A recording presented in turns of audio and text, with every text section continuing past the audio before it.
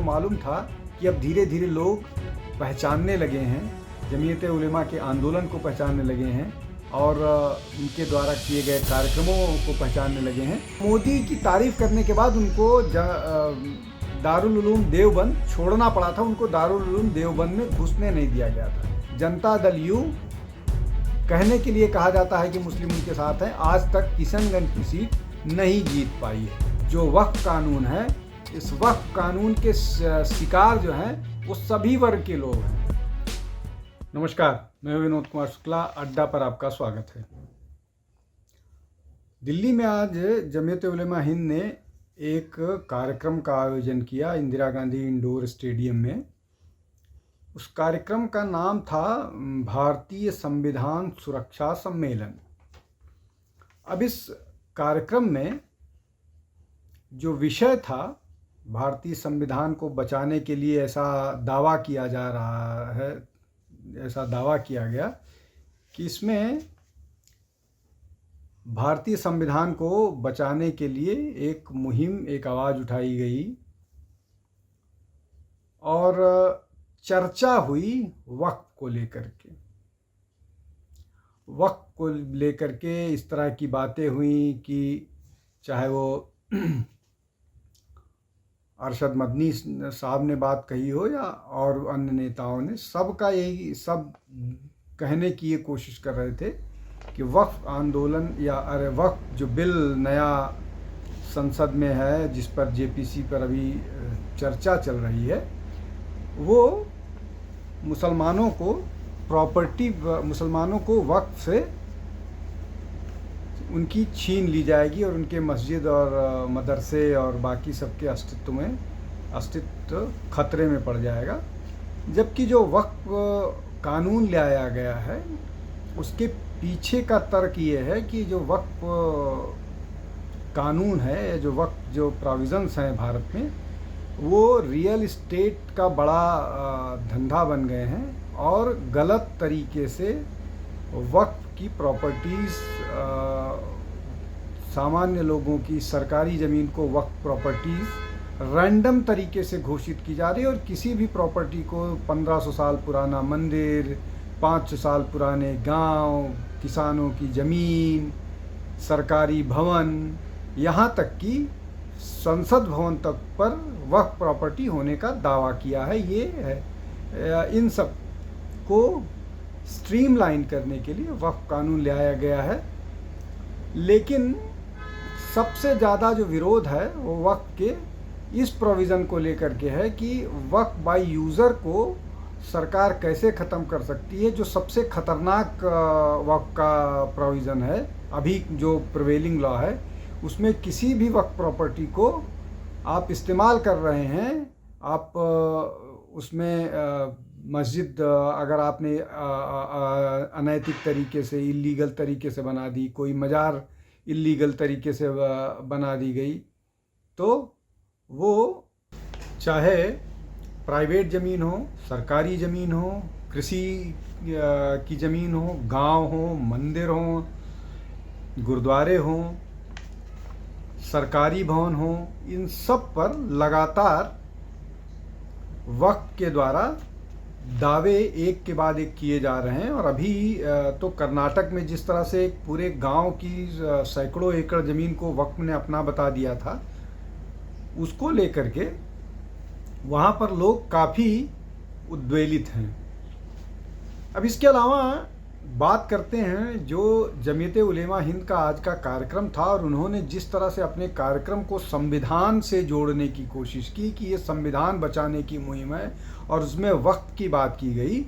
ये वैसा ही मामला है जैसा 2024 के चुनाव के समय ये नारा दिया गया था कि संविधान खतरे में है, संविधान बदलना चाहती है भारतीय जनता पार्टी की सरकार।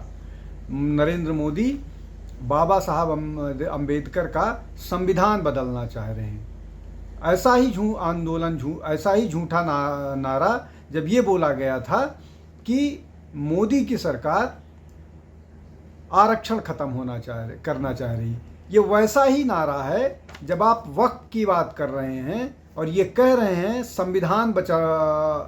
भारतीय संविधान सुरक्षा सम्मेलन करके आप वक्फ कानूनों की बात कर रहे हैं, जो अपने आप में ड्रैकोनियन कानून है। किसी की भी ज़मीन हड़प ली जा रही है, और अगर आप इसका विरोध कर रहे हैं और अगर आप इसके प्रोटेक्शन में कोई कानून ले आने की कोशिश कर रहे हैं, तो उसमें आप या तो विक्टिम कार्ड खेल रहे हैं या धमका रहे हैं। अब जैसा 2024 के लोकसभा चुनाव में, जैसा मैंने बताया कि संविधान का नाम दे करके वहाँ दलितों को इंस्टिगेट किया गया है, यहाँ मुसलमानों को इंस्टिगेट करने की कोशिश की जा रही है, और दो तरफा बात कहते हैं, धमकाया भी जाता है कि हम इस मामले को लेकर के, जैसा आज की जो सभा थी वहाँ पर ये बोला गया कि जिस तरह का कार्यक्रम दिल्ली के इंदिरा गांधी इंडोर स्टेडियम में दिया गया है, उस तरह का ही कार्यक्रम कडप्पा आंध्र प्रदेश में किया जाएगा, और वहाँ 5 से 6 लाख लोगों के इकट्ठा किए जाने की बात कही जा रही है। पटना में भी कही जा रही है। अब इसमें दो चीज़ है, एक तो ये कि वो केंद्र सरकार को धमकाने की कोशिश कर रहे हैं कि बैसाखी के सहारे केंद्र की सरकार है। वो दो बैसाखी कौन है? जनता दल यू और तेलुगु देशम पार्टी। अब इस विषय को भी समझ लेते हैं कि क्या ये जो जमीयत उलेमा हिंद इन दोनों राजनीतिक दलों को ब्लैकमेलिंग करने की कोशिश कर रही है, क्या उनकी ब्लैकमेलिंग पर ये आ जाएंगे तो कितना आ जाएंगे, ये समझने की कोशिश करते हैं। अगर मुस्लिम मतों की वोट करें तो आंध्र प्रदेश में लगभग, अगर 2011 के सेंसस पर जाएं तो लगभग 7.3% मुस्लिम है। अभी ऐसा बोला जाता है कि वहाँ 9% के आसपास मुस्लिम बढ़ करके हो गए हैं। 90% हिंदू हैं। तो क्या तेलुगु देशम पार्टी की सरकार 90% हिंदुओं को 9% मुसलमानों के लिए नाराज करेगी? एक बात। दूसरी बात ये कि क्या आंध्र प्रदेश की सरकार अपना जो विकास कार्य है, उस विकास कार्य को सरकार गिरा करके बाधित करेगी? ये दूसरा फैक्टर हो गया। तीसरा, क्या वक्फ कानून बदलाव में ऐसा कोई काम हो रहा है जो मुस्लिम हितों के खिलाफ है? बिल्कुल नहीं। ये मुस्लिम हितों के खिलाफ नहीं है, ये उन गिने चुने कास्ट मुस्लिम्स के खिलाफ है जो शेख, सैयद और पठान बड़ी जाति के मुसलमान हैं। ये उनके खिलाफ जरूर हो सकता है, इसलिए कि वक्फ पर ज़्यादा से ज़्यादा उन्हीं का कब्जा है, और जो वक्फ प्रॉपर्टीज़ का फ़ायदा गरीब मुसलमानों को होना चाहिए, उनको नहीं हो रहा है। अब बिहार की बात करते हैं। बिहार में अभी एनडीए की बैठक में नीतीश कुमार ने ये कहा कि किसी भी आदमी को सांप्रदायिकता नहीं फैलाने दी जाएगी, मुसलमानों को भी सांप्रदायिकता नहीं फैला दी जाएगी। ये बात पहली बार उन्होंने कही। तो ये बात स्पष्ट है कि इस मामले को लेकर के जनता दल यू कोई इस तरह का कदम नहीं उठाएगी जिससे उनके हिंदू वोटर्स नाराज हो जाएं। आप ध्यान कीजिए, चुनाव के बाद उनके एक सांसद ने बोला था कि मैं, हालांकि ये गलत बात है, किसी भी जो पब्लिक रिप्रेजेंटेटिव होता है वो पूरे विधानसभा का और लोकसभा का रिप्रेजेंटेटिव होता है, वो किसी कम्युनिटी का रिप्रेजेंटेटिव नहीं होता है। जब उन्होंने ये कहा कि मुझे तो मुसलमानों ने वोट नहीं दिया तो मैं उनका काम क्यों कराऊं, तो ये मसला उस तरह का है। तो क्या उस व्यक्ति को, उस एमएलए को, मैं उस एमपी को, मैं किसी का नाम नहीं लेना चाह रहा हूं, उसका ये बात समझ में आ गया है, जनता दल के यू के नेताओं को समझ में आ चुका है कि एपीजमेंट के चक्कर में वो बाकी अपने जो उनके मतदाता हैं, उन मतदाताओं का नुकसान नहीं झेल सकते हैं। और ये इसमें एक और महत्वपूर्ण बात है कि पहले ये डिवीज़न या ये बंटवारा करके इसको अपर कास्ट और लोअर कास्ट में विभाजित करने की कोशिश की जा रही थी। अब वैसी स्थिति भी नहीं है। अब इस जो वक्फ कानून है, इस वक्फ कानून के शिकार जो हैं वो सभी वर्ग के लोग हैं। अपर कास्ट उनकी बात छोड़ दीजिए, इसमें छोटे छोटे दलित, छोटी जोत वाले, मार्जिनल फार्मर्स, दलित, MBC, ये सभी तरह के लोग हैं जिनकी ज़मीनों पर वफ़ के लोग अपना दावा जता रहे हैं। तो ये उनके लिए भी एक बड़ी समस्या है, और जिसके कारण वो लोग भी इस कानून के बदले जाने के समर्थन में हैं। आंध्र प्रदेश में एक भी मुस्लिम MP नहीं है। 2014 से एक भी मुस्लिम MP नहीं है। कटप्पा और जो पटना में 2 उनकी बात कही जा रही है, वो कितना कारगर होगा या इसका काउंटर प्रोडक्टिव होगा, ये तो आने वाला समय बताएगा और सरकार के निर्णयों को बताएगा। अब जैसा मैंने कहा कि एक तो ये कि क्या जनता दल यू और Telugu Desam party majority community की नाराज़गी मोल लेना चाह रही है। उसके अलावा जो महत्वपूर्ण बात ये है कि आंध्र प्रदेश में बहुत सारे डेवलपमेंट के काम चल रहे हैं, उनको बहुत सारा फंड दिया जा रहा है, और ये डेवलपमेंट और फंड जो है वो उनको ओवरऑल विकास में सहायक होगा। और ये नायडू साहब भी जानते हैं, चंद्रबाबू नायडू साहब भी जानते हैं, और ये नीतीश कुमार भी जानते हैं कि केंद्र सरकार की मदद से बिना विशेष राज्य का दर्जा बिहार को मिले या आंध्र प्रदेश को विशेष राज्य का दर्जा मिले, वो इस तरह इतनी फंडिंग उनको या इतनी सुविधाएं या इतने प्रोजेक्ट्स दिए जा रहे हैं कि वो उनको बिहार को, जहां 2025 में चुनाव होने वाले हैं, आने वाले चुनाव में मदद करेगा, और आंध्र प्रदेश को अगले 5 साल में बड़े बदलाव में मदद करेगा। तो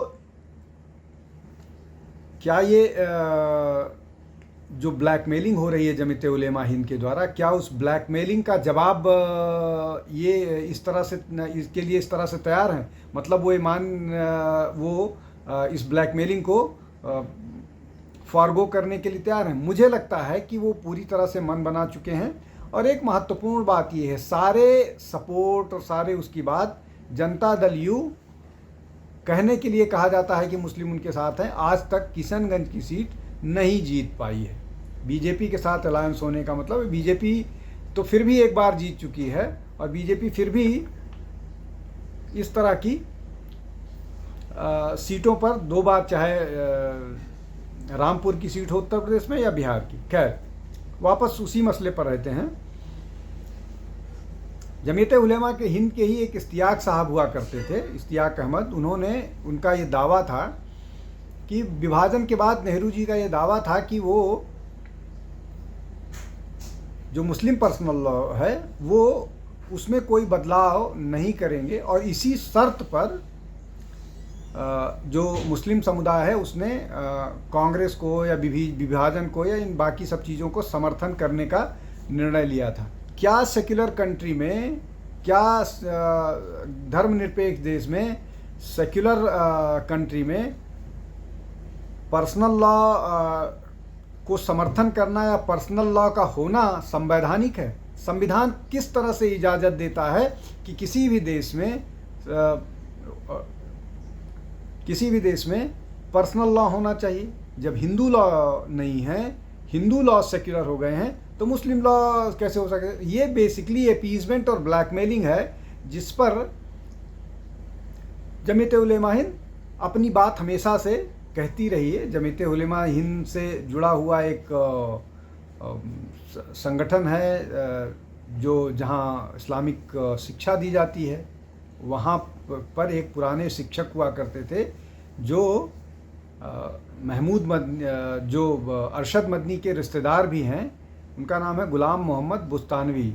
गुलाम मोहम्मद बुस्तानवी ने, वो गुजरात से संबंधित रखते हैं, और उन्होंने मोदी की तारीफ़ कर दी थी। तो मोदी की तारीफ़ करने के बाद उनको दारुल उलूम देवबंद छोड़ना पड़ा था, उनको दारुल उलूम देवबंद में घुसने नहीं दिया गया था।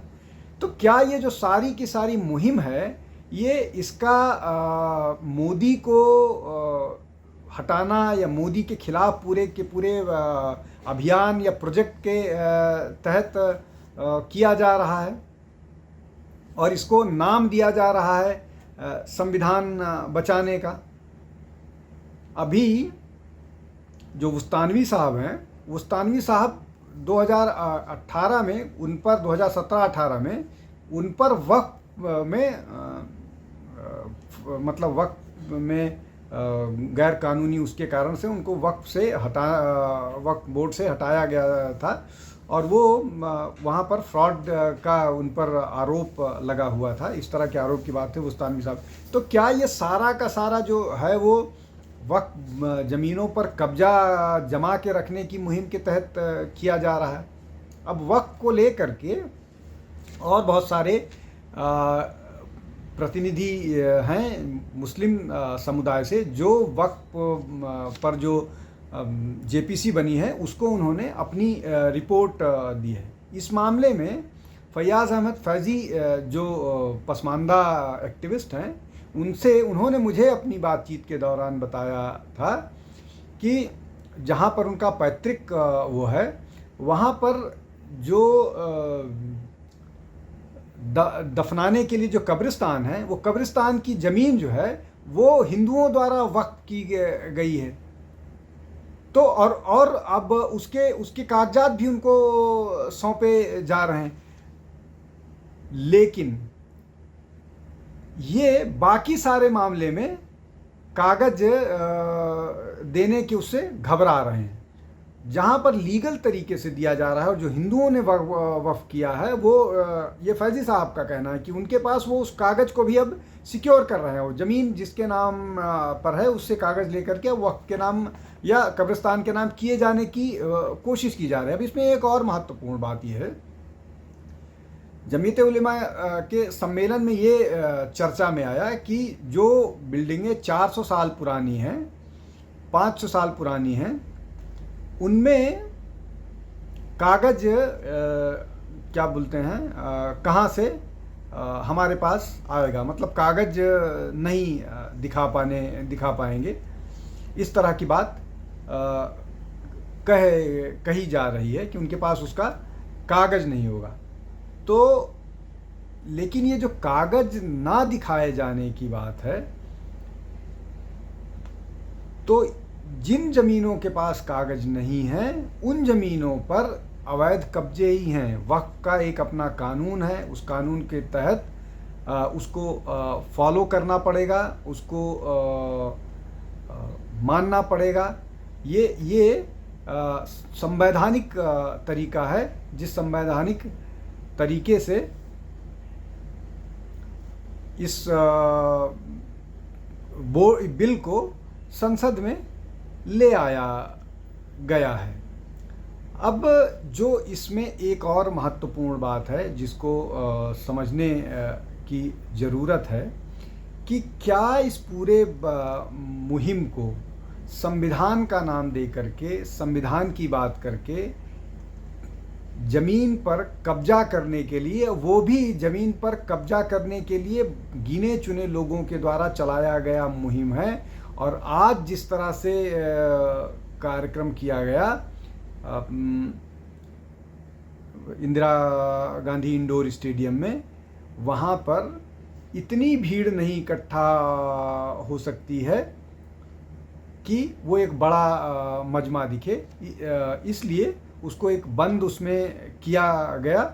शायद उनको मालूम था कि अब धीरे धीरे लोग पहचानने लगे हैं, जमीयत उलेमा के आंदोलन को पहचानने लगे हैं और उनके द्वारा किए गए कार्यक्रमों को पहचानने लगे हैं, और सरकार की कटिबद्धता है कानून को या लोगों को न्याय दिलाने की, उसको भी पहचानने लगे हैं। इसलिए भी वो भीड़ शायद उतनी न इकट्ठा कर पाए, इसलिए उन्होंने अपना कार्यक्रम इंडोर स्टेडियम में किया। लेकिन ये सारा का सारा जो मसला है वो निश्चित तौर पर संविधान के लिए नहीं था, ये व्यक्तिगत स्वार्थों के लिए था। आज के लिए बस इतना ही। बहुत बहुत धन्यवाद। नमस्कार।